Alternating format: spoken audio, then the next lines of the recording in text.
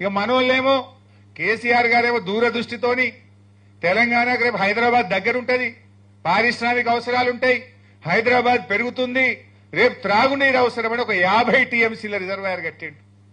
నిజానికి నేను ఆ జిల్లా మంత్రిని, నేను 1-2 సార్లు మాట్లాడినా, సార్ ల్యాండ్ ఎక్విజిషన్ బాగా ఇబ్బంది అవుతుంది, రైతులతో ప్రెజర్ వస్తుందంటే వారు ఒక మాట అన్నారు, హరీష్ కొద్దిమంది కుటుంబాలు నష్టపోతాయేమో, ఇప్పుడు కొద్దిగా కష్టమైతుందేమో, కానీ రేపటి లక్షల వేల కుటుంబాలు బతుకుతాయి, రేపటి తెలంగాణకు ఇది జీవధార అవుతుంది, మళ్ళా గట్టలేము, కష్టమైనా సరే రేపు మనం రాజకీయాలు శాశ్వతం కాదు, ప్రజలు శాశ్వతం, నీళ్లు శాశ్వతం, ఇది హైదరాబాద్ దగ్గరగా ఉంది, 50 టీఎంసీల రిజర్వాయర్ కట్టాలని చెప్పి పట్టుబట్టి ఆయన గారు ఆ రిజర్వాయర్ ని కట్టించారు.